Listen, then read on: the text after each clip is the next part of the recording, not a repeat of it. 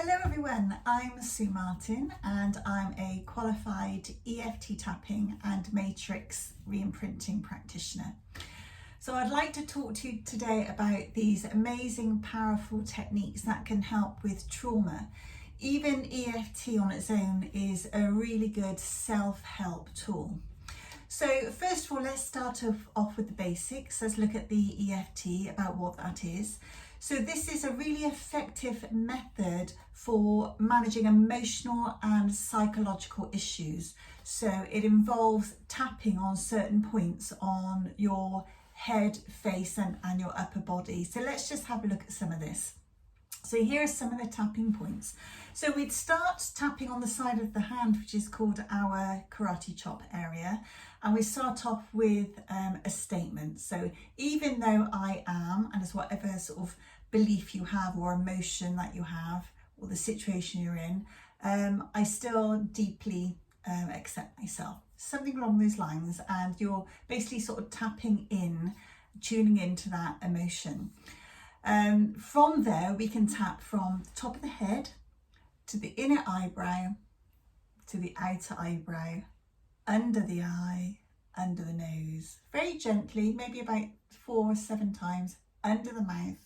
Then we've got the collarbone, about 4 inches under the armpit, and then we can also do the wrist areas and the thumbs and fingers as we repeat some of those aspects. So if it is, even though I'm overwhelmed with fear, I still love and accept myself. And then you go around saying overwhelmed with fear, overwhelmed with fear, overwhelmed with fear, overwhelmed with fear. Once we've done that, that's called a round. And after each round, we tune into, imagine sort of on a scale 1 to 10 how we're feeling. So initially, where were we? So 1 to 10, 10 is really overwhelmed, and 0 is that emotion is now not affecting you at all. So after a round, you would think, right, okay, where am I now? I'm on an 8, I'm on a 7. The idea is to continue to do those rounds until you get to a 0. So with EFT, how it works is that by tapping on these points, these are the beginnings and the ends of meridians within your body. So this is a little bit like roadmaps of energy flowing through your body. So the tapping balances out this energy and it reduces the emotional intensity associated with that trauma. So that's your EFT. So EFT on its own is a little bit like having an EFT practitioner in your pocket. You can use it anytime, anywhere, whenever you're feeling just stressed, anxious, or sort of fear, even like sort of driving over a bridge or something like that. So let's have a look at the matrix re-imprinting. So this is very much an advanced technique with EFT. And we go that little bit step further, looking into the memories of traumas and re-imprinting them so that at the end of it, you can still see the trauma but in a different perspective, and you've disassociated yourself with the emotions, but you re-imprinted some new emotions to make it a lot easier to deal with.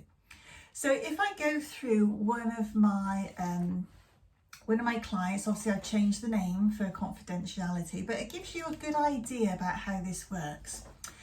So my client, 28-year-old Sarah, came to me struggling to deal with the trauma of a burglary, a house invasion. So she was actually in the house at the time. She was held at knife point. Obviously she came to me about a year later. She got through it, the man was arrested and so forth. But she had this constant fear that the world was a really dangerous place. It wasn't even safe in your own home. She didn't like to leave her house at all. She wasn't sleeping because even though she was in her house and had everything locked, she had that fear of it all happening again. So when Sarah first came to me, I introduced her to something called the movie technique. So basically I said to Sarah, right, if this event that you went through could be called a title of a movie, what would you call it? She called it the Survivor's Resolve. So that was her own taking.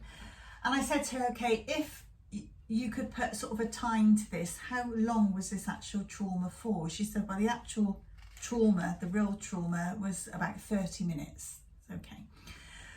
So then I introduced her to the tapping, explained what the tapping did, and introduced her to the concept of what an echo was.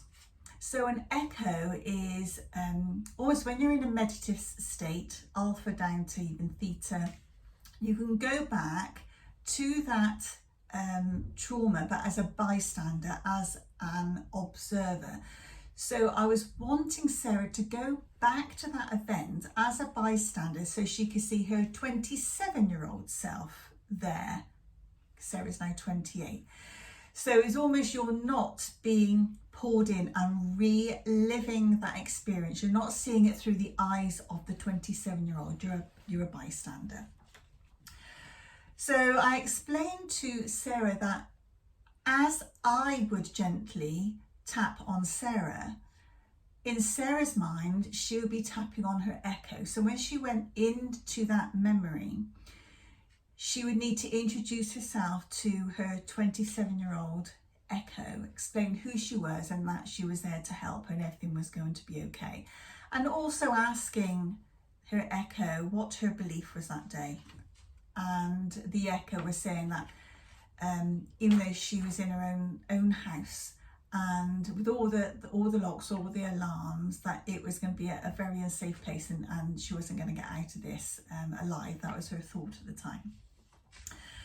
So the reframing is almost me explaining things to Sarah, Sarah then explaining things to her echo, to say, right, we have the ability at this moment in time to freeze and add any resources that you want to. So at the point when the perpetrator, the person invading the home, had Sarah at knife point, she just froze, the echo just froze that memory, and she brought in resources that she imagined that she could go into deep meditation and just concentrate on her breath as an anchor and become very calm. She also brought in the resource of the intruder's very loving mother was on the other side of the glass on some ladders, because this is on the second floor of the house. And she also visualised coming in the best counselling person ever, who was on the other side of the bedroom door, who would then be able to talk to this intruder and convince him to just give up and get some help and support. So the idea is that when we go through all of this, we're talking it through, and if at any point the echo is getting very stressed, Sarah will, in her mind's eye, be tapping, using the tapping points on the echo just to keep her calm so she could logically see herself through this. And also re-imprinting is bringing in extra things. So you can't erase what's happened. She was burgled, she was held at knife point, but you can bring in additional things. So Sarah's echo was also bringing in sort of the feeling of the calm, these additional people that would be able to talk this intruder out of what he was planning to carry out. She also was bringing in this feeling of a protective light around her, a protective bubble, that everything would be okay. So once all of this was brought in, Sarah was then able to ask her echo, right, everything's going to be okay now that the man's been taken away, you are safe. Is there somewhere where you would really like to be right now? And her echo would say, I think she'd said on her notes that she wanted to just be in the middle of a meadow on a beautiful hot sunny day, having a picnic with her very closest family, her sisters and mum and dad, brother and so forth. From that, I wanted then Sarah to again go back down into alpha, go back into theta, and just picture what her echo was saying.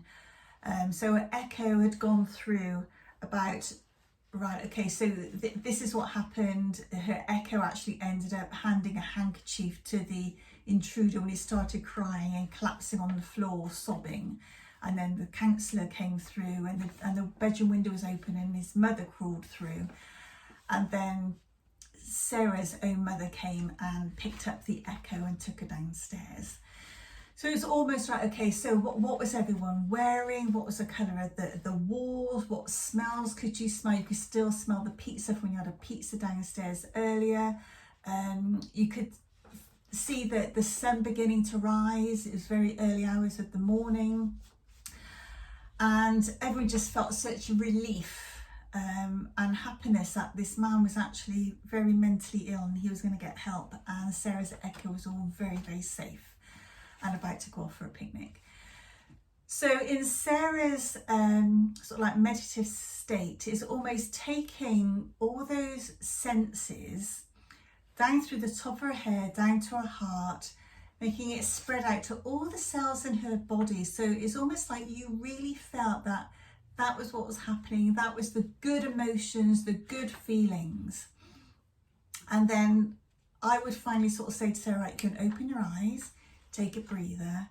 And then when I ask Sarah to go back into that memory, does she have any emotions, disturbing emotions still there?